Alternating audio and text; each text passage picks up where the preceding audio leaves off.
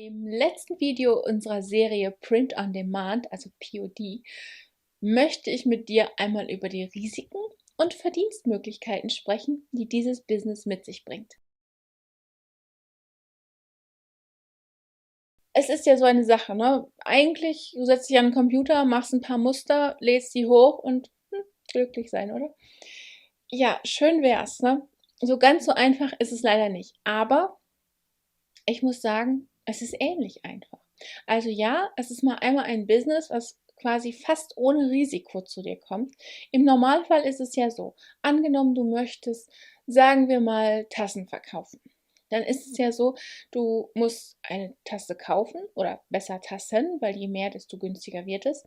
Dann brauchst du eine Tassendruckmaschine, dann brauchst du einen Drucker, dann brauchst du Folien für die Tasse und dann musst du natürlich auch noch Pakete haben und Material zum Ausstopfen, mit dem du das dann verschicken kannst.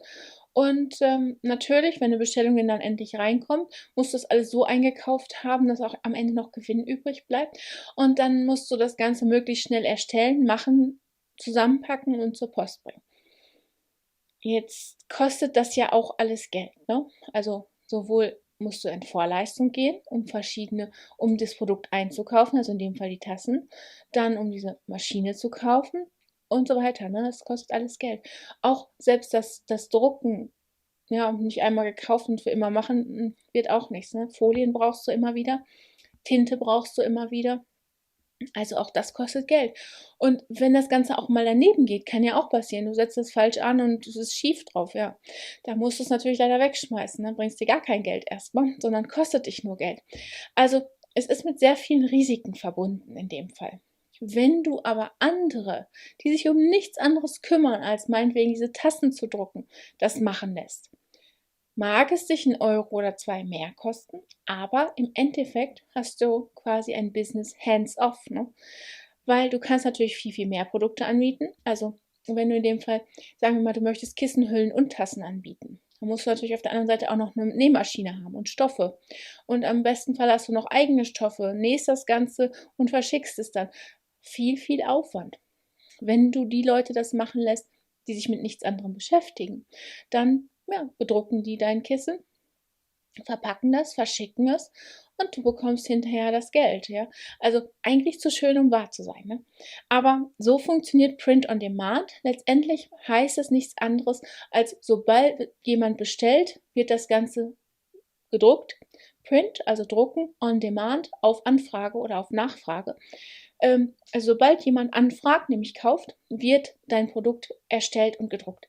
Und das ist natürlich ja eigentlich unschlagbar, ne? Weil du eine riesige Anzahl an Produkten, eine riesige Palette machen kannst, was du ansonsten in deinem kleinen Apartment vielleicht nicht unbedingt anbieten kannst. Ja? Deswegen, ja, Print on Demand hat in dem Fall kein Risiko. Zumindest nicht, was deine Produkte angeht. Du musst natürlich dein Können mitbringen, ja. Du musst natürlich hingehen und musst Muster erstellen können. Das ist klar, diese Fähigkeit musst du irgendwie erwerben. Das kannst du ja auch hier, ne? Wir haben das ja gezeigt. Hier, ich verlinke das Video einmal hier mit Affinity Designer und natürlich auch noch mit Adobe Illustrator, wo du lernst, wie man Muster erstellt. Und dann kann es auch eigentlich schon losgehen. Ne? Inspiration bleibt dir natürlich nicht, wird dir nicht in die Wiege gelegt, sagen wir es mal so. Da musst du natürlich ein wenig Eigenrecherche anstellen, aber dann kannst du auch schon loslegen. Ja?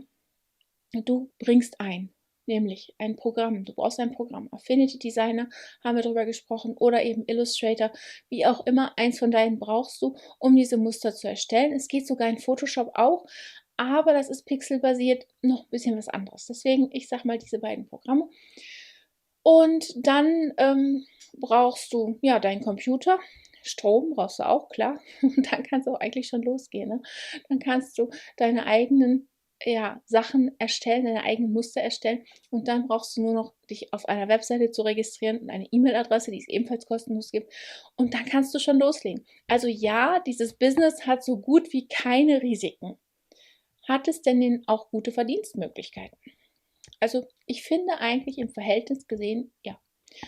Weil wenn man sich das mal so anschaut, man hat, wie gesagt, null Risiko. Weil im Normalfall ist es ja so, hat man ein hohes Risiko, hat man auch, wenn man denn gewinnt sozusagen, auch eine hohe Ausbeute. Ne? Wenn du dagegen geringes Risiko hast, ja, dann logischerweise will man nicht so viel dafür geben, ne, wenn du dieses Risiko nur eingegangen bist. Und so ist es so ein bisschen auch auf Print-on-Demand-Seiten. Du gehst kein Risiko ein, du stellst nur in Anführungsstrichen dein Muster zur Verfügung und dafür hast du nur, wieder in Anführungsstrichen, Zeit investiert, aber mehr musst du nicht tun. Und das ist das Gute daran. Ne? Wenn du es einmal erstellt hast, kannst du es im Prinzip für immer auf der Seite lassen und musst dich nie wieder drum kümmern. Und irgendwann überweist Society6, Redbubble oder Printful oder wie auch immer die Seite gerade heißt, überweist dir Geld. Viel besser wird es eigentlich nicht, ne? Aber es gibt immer ein Aber. Ja. Man muss das Ganze natürlich regelmäßig machen. Wenn man das nicht tut, ja, dann wird man auch da keinen Blumentopf gewinnen. Ne?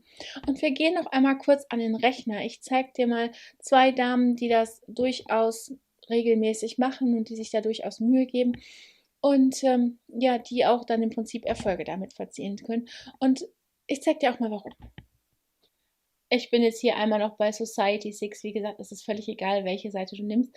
Jeder hat ihre Vorteile, nur wie das hochgeladen wird, wo der Firmensitz ist, spielt natürlich auch eine Rolle, gerade für uns hier in Deutschland. Also ja, es hat alles seine Vor- und Nachteile. Deswegen schau einmal genau hin, wo du hin möchtest, was zu deinem Stil auch passt. Und dann, ja, bleib einfach dabei. Ne? Erstmal eine, später kann man natürlich auch noch mehr nehmen, klar.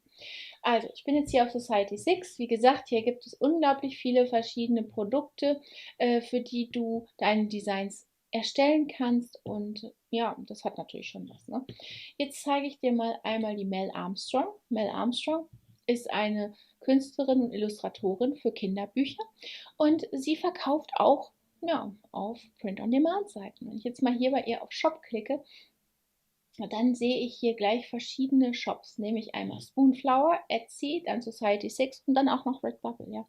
Also wie gesagt, man kann auch auf ganz vielen verschiedenen Shops vertreten sein. Ich klicke mal einmal auf Spoonflower, weil wir da noch gar nicht drüber gesprochen haben. Wer gerne näht, dem ist Spoonflower vielleicht ein Begriff, nämlich hier bekommt man Stoffe, und zwar individuelle Stoffe. Das heißt, wenn die Mel hier hingeht und ihr neues Design hochlädt, ich klicke mal jetzt auf irgendeins drauf hier, direkt auf das erste, dann kann man ein Stück Stoff kaufen. Damit kann man natürlich unendlich viele Sachen gestalten. Ne? Also hier sind mal ein paar Vorschaubilder. Ich klicke mal hier drauf. Also ein Kissen kann man damit machen. So sieht der Stoff an sich aus. Oder vielleicht auch ein Bett, eine Bettdecke, ein Bettbezug. Dann kann man sich hier aussuchen, welche Qualität das Ganze haben soll. Davon hängt natürlich auch der Preis ein wenig ab. Natürlich, klar. Und dann kann man noch sagen, wie groß das Ganze sein soll. Nämlich 1,6 Meter mal 1 Meter. Ja, das ist kleiner als normale Meterstoff, aber es ist auch individuell. Ne? Und du siehst schon, es ist gar nicht so unendlich teuer. Ja? Also es ist wirklich davon abhängig. Hier 21,30 Euro. Natürlich gibt es Stoffe sehr, sehr, sehr, sehr viel günstiger, aber qualitativ hochwertige, selbstgemachte, in dem Design, das du möchtest, naja, wahrscheinlich nicht. Also eine Möglichkeit, Spoonflower. Kann man Stoffe drucken lassen. Mit Stoffen kann man natürlich viel machen. Ich gehe mal wieder hier weg. Dann habe ich hier noch Etsy, das kennen wir schon, was da auch immer los ist. Und ich nehme jetzt nochmal Society6 als zweites Beispiel. Und hier sind ähnliche Produkte. Also das Muster kommt uns von gerade noch bekannt vor. Aber es ist auf verschiedenen Produkten hier hinzugefügt. Also hier haben wir zum Beispiel ja ein Kalender. Ne? Wenn ich jetzt mal hier draufklicke, Muster kennen wir, der Kalender wird dann noch drauf gedruckt und ja, haben wir einen schönen Wandkalender. Ne? Ist auch klasse. Von 2022 mit einem schönen individuellen Design, was garantiert nicht jeder hat. Ne? Ja, jetzt ist die Frage natürlich, wo sollst du hin? Ne? Ich zeige dir noch einen. Ne? Hier hatten wir ja schon Redbubble. Ich könnte ja auch jetzt nochmal Etsy. Ja, gut, gehen wir nochmal ganz schnell auf Etsy. Hier sind noch wiederum andere Produkte drin von der Mel. Also sie hat noch nicht mal dieselben Produkte auf den Seiten. Ne? Ist auch manchmal einfach nicht möglich, weil die unterschiedliche Produkte anbieten. Aber hochzuladen überall ist natürlich keine große Aktion. Ich mache das jetzt nicht auf allen Seiten. Ich will dir nur mal einen ganz schnellen Überblick geben. Hier sind zum Beispiel noch wieder ganz andere Produkte. Ne? Hier eine Maske oder T-Shirt, wie auch immer, Sticker. oder sogar einen Rucksack. Ja, sehr schön. Gehe ich mal raus. Also, eine Möglichkeit. Mel hat ihren Shop hier.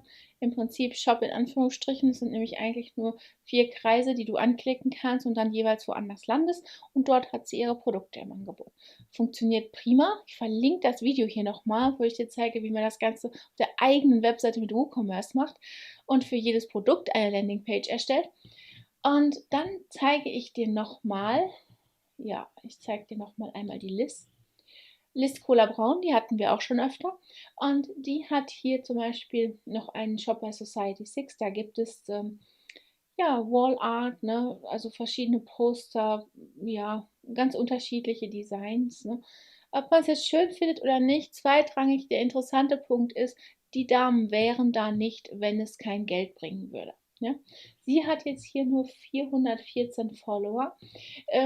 Wie viel das ausmacht, keine Ahnung, kann ich nicht sagen. Ich weiß nicht, ob je mehr Follower, desto einfacher der Verkauf. Aber ich weiß, dass die Cat wirklich gut im Geschäft ist. Und die hat hier 32.800 Follower. Und ich behaupte mal, dass wenn sie ein neues Produkt einstellt, die Leute auch informiert werden. Und dann ist das natürlich schon interessanter. Ja? Hier ist es so, du siehst, die Designs sind gar nicht so fürchterlich kompliziert. Ne? Ich würde fast sagen, die sind einfacher gehalten als die von der Mel, aber offensichtlich sind sie sehr, sehr gefragt. Ja, also ich klicke mal auch wieder auf ein Design drauf und ja, du siehst schon, hier gibt es ein Bild. Ja, hier gibt es aber leider nur ein Mockup sozusagen, wo man das Ganze benutzen kann. Aber nichtsdestotrotz ein sehr beliebtes Bild, ja, einfach eine Sonne drauf gemacht. Warum ich dir das jetzt alles zeige? Ja, es gibt Verdienstmöglichkeiten und ja, es kann sehr lukrativ sein, auf Society6 und Redbubble seine Designs zu verkaufen. Es gibt auch unzählige Videos dazu im Internet. Ich schau mal, ob ich hier den Kurs verlinken kann, wo die Liz zeigt, was sie auf diesen Seiten verdient. Und den kannst du dann auch komplett kostenlos bei Skillshare anschauen. Der ist leider auf Englisch, ja, okay, aber es gibt deutsche Untertitel. Und du kannst dir den anschauen und kannst dich danach direkt wieder abmelden. Es ist völlig kostenlos und du siehst mal aus erster Hand, was da so verdienstmäßig überhaupt möglich ist. Es sind ja immer so 10, ich sag mal 15% vielleicht. Ja, es hört sich erstmal nicht viel an, aber wie gesagt, da macht es die Masse. Ne? Also klar, wenn die Cat hier 1,50 € bekommt, wenn ihr Bild verkauft wird, ist das nicht viel. Ne? Ist natürlich nicht viel. Aber wenn sie das Ganze 100-mal verkauft, dann wird das schon interessanter, ja. Und wenn jemand sehr bekannt ist und 32.000 Follower hat, ja, dann ist die Chance groß, dass er das 100-mal verkauft, wenn das jetzt neu rauskommt. Ne? Und natürlich kann sie es auch in Zukunft verkaufen, weil wie gesagt, einmal hochgeladen, brauchst du sich eigentlich nie wieder darum kümmern. Also die Chance, dass sich das nicht rentiert, die Zeit, die sie investiert hat, weil sie hat nicht mehr als Zeit investiert, die ist recht gering. Ja. Deswegen, ja, Print on Demand ist ein lohnenswertes Geschäft in meinen Augen. Man muss aber mit ganzem Herzen dabei sein. Das heißt, man muss viele verschiedene Designs erstellen, bis man dann ja sozusagen seinen Winner hat, sein Gewinner-Design, dass man dann auch wieder abwandeln, neu machen, angepasst, was anderes noch machen kann, dass das alles ein Stil ergibt. Am Anfang wirst du wahrscheinlich erstmal ein fürchterliches Sammelsurium an Designs haben, aber das ist gar nicht schlimm. Du musst deinen Weg finden zu dem Design, das für dich, deine Marke und für deine Produkte verkauft wird. Ich hoffe, das Video hat dir gefallen und wenn dem so ist, dann abonniere doch unseren Kanal, klick die kleine Glocke an, damit du benachrichtigt wirst, wann immer wir ein neues Video posten und vergiss den Like-Button nicht. Bis zum nächsten Mal. Tschüss.